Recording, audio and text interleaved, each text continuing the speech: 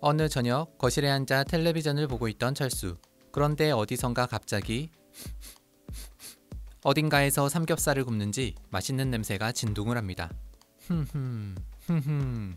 그러더니 이번엔 고소한 생선구이에 달짝지근한 치킨 냄새도 풍겨옵니다.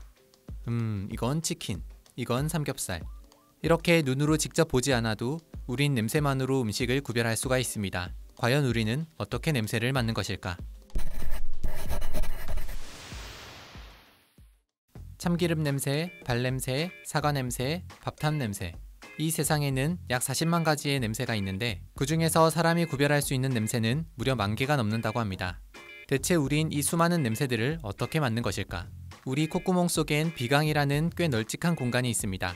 비강의 천장엔 동전만한 넓이의 후각상피가 있는데 여기엔 600만에서 1000만 개의 후각신경세포가 있고 이 후각신경세포의 끝엔 선모라는 후각털이 달려 있습니다.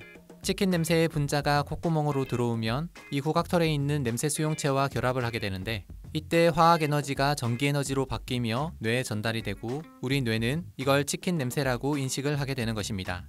특히 후각은 치킨을 치킨답게, 삼겹살을 삼겹살답게 먹는 즐거움을 위해 꼭 필요한 감각으로 혀로 느끼는 맛은 단맛, 짠맛, 신맛 등 5가지에 불과하지만 후각을 통해선 10,000가지의 냄새를 구별하는 만큼 맛을 느끼는 데 결정적인 역할을 하는 것이 바로 후각입니다.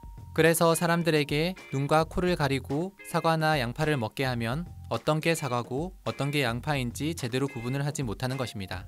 또 후각은 식욕을 돋우거나 반대로 식욕을 떨어뜨리는 소화활동에도 큰 영향을 미칩니다. 맛있는 치킨 냄새를 맡으면 저절로 입안에 침이 고이거나 유액을 분비시켜 미리 소화할 준비를 하게 만드는 것도 바로 후각입니다.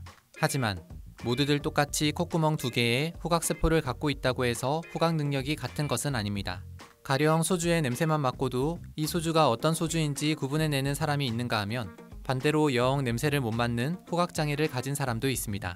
후각장애란 여러가지 원인으로 냄새를 잘 맡지 못하거나 아예 맡지 못하는 상태를 말하는데 감기나 비염, 축농증 같은 코질환, 수술 후유증 혹은 뇌 손상으로 후각세포나 신경이 손상됐을 때 후각장애가 나타날 수 있습니다.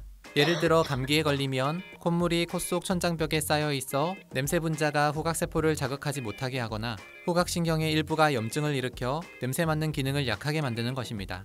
그런데 때론 냄새를 잘 못 맡는 것이 건강에 큰 이상이 생겼음을 알려주는 중요한 신호가 되기도 합니다. 사실 후각은 뇌 기능을 가장 잘 드러내주는 지표 중 하나로 후각을 상실했다는 것은 곧 뇌 기능이 제대로 작동하지 않고 있다는 의미로 특히 나이가 들어 갑자기 후각을 잃는 것은 파킨슨병이나 치매 같은 신경퇴행성 질환의 초기 증상일 가능성도 있다는 것입니다. 또 오염물질이나 독소, 세균이 우리 몸에 침입했을 때 수상한 냄새, 조심해라. 1차 경고의 역할을 하는 것이 후각인데 후각이 제 역할을 못하게 되면 사망할 위험까지 높아질 수 있다는 겁니다.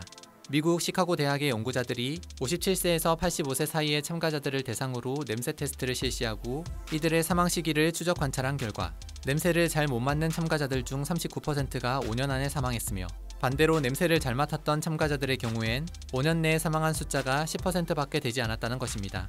때문에 감기에 걸린 것도 아닌데 어느 날 갑자기 냄새를 잘 맡지 못한다고 하면 병원에 가서 정확한 원인을 찾아 치료를 받는 것이 좋습니다. 무서운 질병이 아니더라도 언젠가 낫겠지 방치하다 보면 우리의 소중한 후각을 완전히 잃을 수도 있기 때문입니다.